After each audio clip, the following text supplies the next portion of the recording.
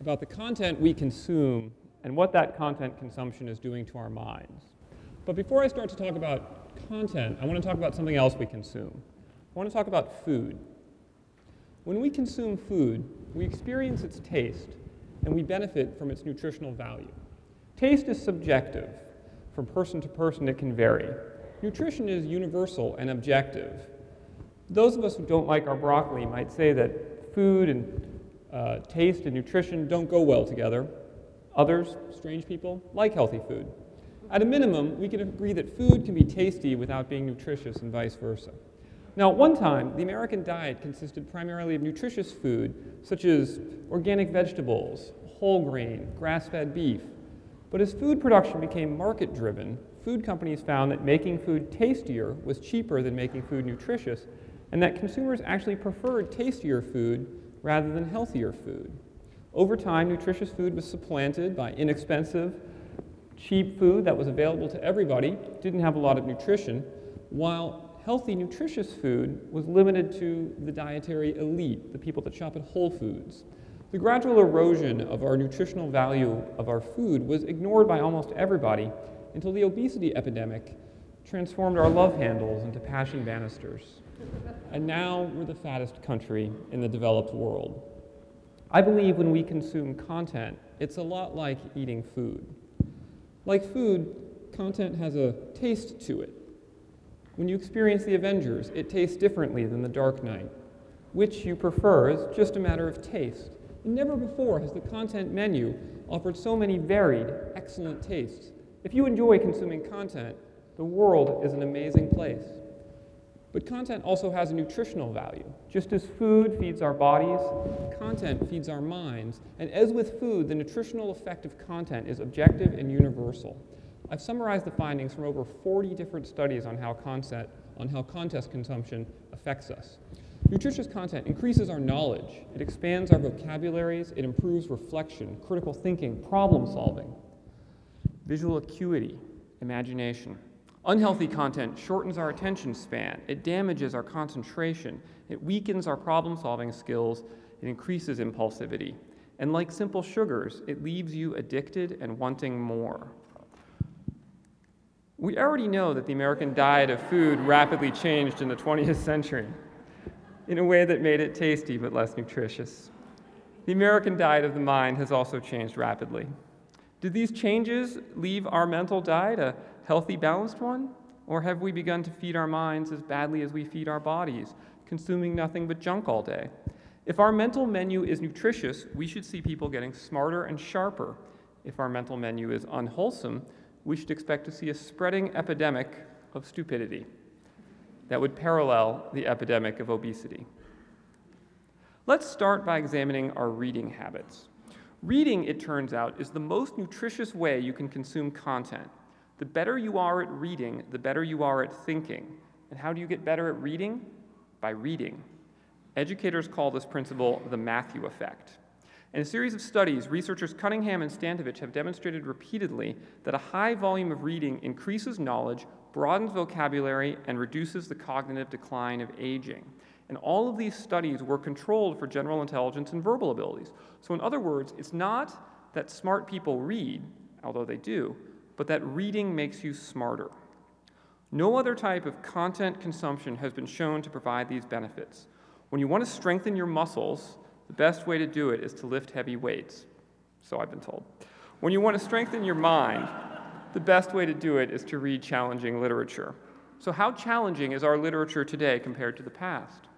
I explored a corpus of best-selling books for the 300-year period 1710 to 2010 and assessed sentence length, paragraph length, and reading grade. Sentence length has been steadily declining for decades, from an average of 40 words per sentence to an average of 14. It's now as abrupt as our spoken speech. It can't decrease much further unless we start speaking in tweets.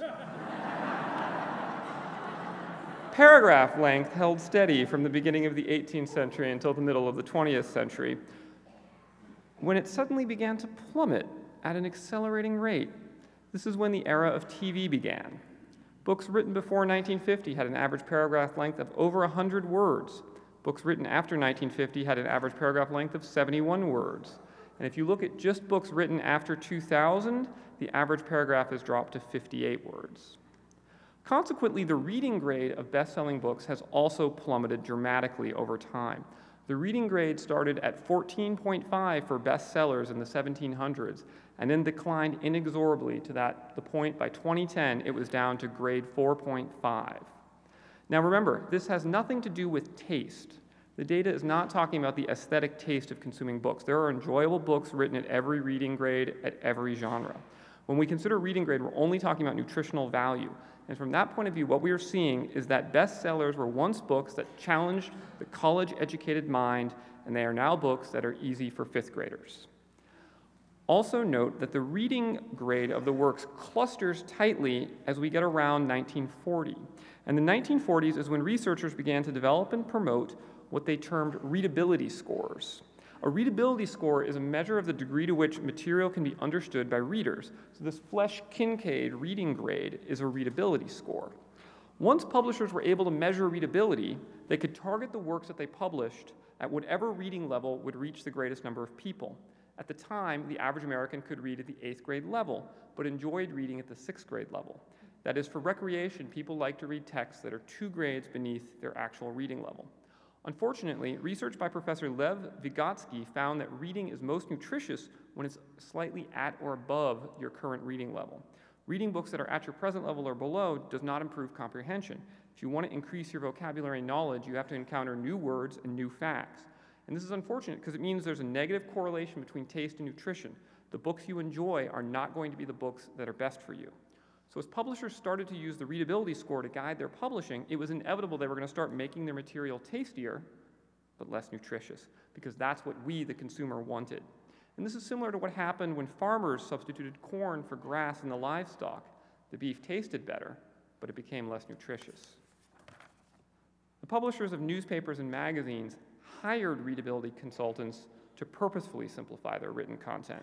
And as a result, in the past 60 years, the reading level of newspapers and magazines has dropped by 2 to 4 grades. Decreasing the reading grade of the works allowed the newspaper magazine publishers to greatly increase the audience, but it also reduced the nutritional value of reading it. Now, it's not surprising that market forces are going to cater towards taste rather than nutrition. What's especially troubling is that our textbooks have also been dumbed down. The average 8th grader is now reading from textbooks at the 5th grade reading level. The literature text that was required of 12th graders is nowadays simpler than the average 8th grade reading book before World War II. Despite the fact that books are easier to read than ever, the average American today reads less than ever. 60% of 18 to 24-year-olds used to read literature in 1982. By 2002, this had dropped to 43%. The percentage of adults who read for pleasure is decreasing by 7% every year. And the average annual spending has dropped from $33 to $28 in the last 20 years. It's accepted that the declining popularity of written media has been caused by the rise of screen media, so it's a dietary shift. It means that not only are Americans reading simpler books, flipping through simpler magazines, and learning from simpler textbooks, they're doing less of all of the above. And these changes have occurred simultaneously with measurable decreases in our nation's verbal skills. This is what the mean verbal SAT scores look like after you correct for the fact that the test makers have been adjusting the scores upward to hide the decline. There was a 50-point drop between 1962 and 1979. In 1962, TV reached 90% market penetration and textbooks got simplified. There has been another 10-point drop since 2000 when internet access went mainstream. Here's a comparison of the reading ability of adults in 1949 and 2003. The world before TV and after TV. The number of US adults capable of reading at the 10th grade level dropped from 54% to 20%. The number capable of reading at even the 6th grade level dropped from 83% to 52%. In other words, more Americans could read at the 10th grade level in 1949 than can even read at the 6th grade level today. And this is despite the fact that in 1949, the average American had 8.5 years of education, and now the average adult has 12.5 years of education. So 4.5 extra years of education to do worse.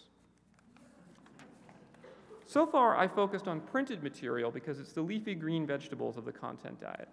What about screen media? How are they doing? Well, printed media has obviously declined in popularity. Screen media is doing a little better.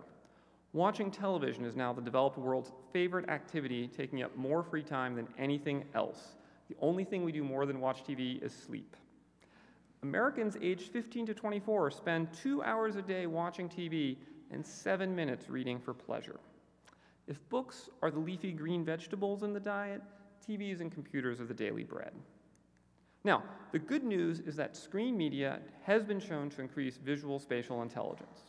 Video games have also been shown to improve hand-eye coordination, thank you 5-year-olds who beat me on Xbox, and divided attention, which makes us better at tracking multiple objects at once.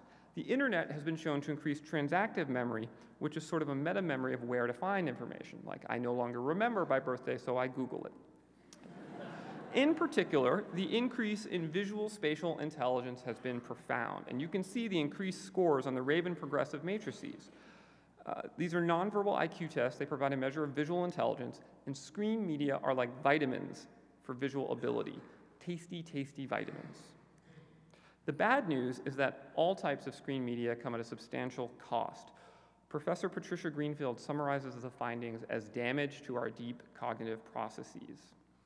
A study by the American Academy of Pediatrics found that for every hour a child spent watching television, there was a 9% increase in their attention problems. Children between age 11 and 15 spend 53 hours a week in front of the screen. A 2005 study published in Brain and Cognition has found that the more we watch television during our middle years, age 20 to 60, the greater our risk of Alzheimer's. A 2006 study in Southern Medical Journal found that watching lots of soap operas and talk shows was associated with clinically significant impairment of attention, memory, and psychomotor speed in older people like your professors. A large part of television's effect on our mind is caused by what Pavlov calls the orienting response. This is the instinctive response we get to sensitivity of change, vision, sound. Our brains get turned on by stimuli, which triggers a dopamine release whenever our... Sorry. In the last 2 decades, researchers have begun to examine how the shots, cuts, edits, and effects of television activate the orienting response. A study of EEG activity in the processing of television published in Communications Research found that the more you have the shots quickly edited, the more effect television has on your nervous system. So the average length of shots in our screen media is a benchmark for how healthy it is to watch. Shorter cuts make the content more arousing, more addictive, and more damaging to our attention span. And unfortunately, that's the direction the screen media has moved in. In 1972, the average shot length of a US film was 8.6 seconds. Now it's down to 2.5 seconds. Filmmakers call this MTV editing because everything looks like a music video now.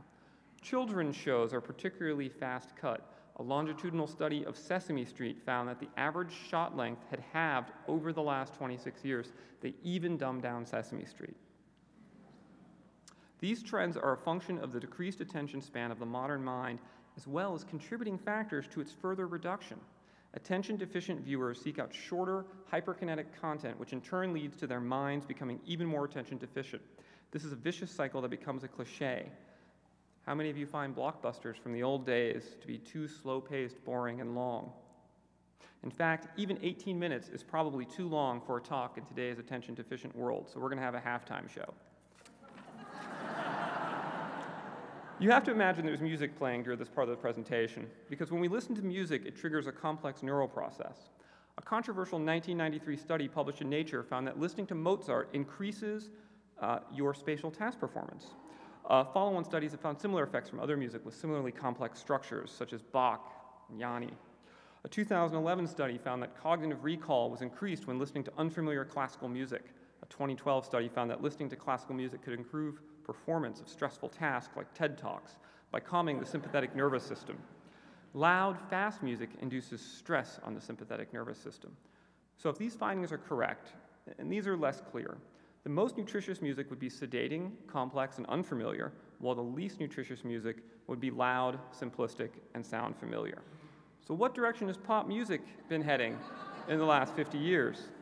Well, analysts at the Spanish National Research Council actually evaluated 465,000 pop songs from 1955 to 2010 to evaluate loudness, harmonic complexity, Timbral diversity. Since the 1950s, music has tended towards increased inherent loudness.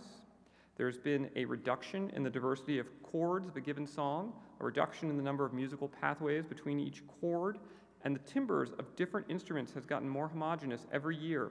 Since 1955, pop music uses fewer and fewer tones from the available palette. So overall, in the last 50 years, pop music has become louder, more simplistic, and more similar. It's probably becoming less nutritious. And this, again, is not a measure of taste. In fact, we should probably not even discuss my taste in music or my jazz album. Let's just say that from an objective review of the cognitive benefits of music, you are much better off with Mozart. So, we have answered our starting question. Just as the nutritional value of food declined from healthy to unhealthy, so too has the nutritional value of our content declined dramatically. Instead of a balanced diet that mixes great tasting content with nutritious fare, we instead feed our minds with the equivalent of deep-fried donuts. Donuts.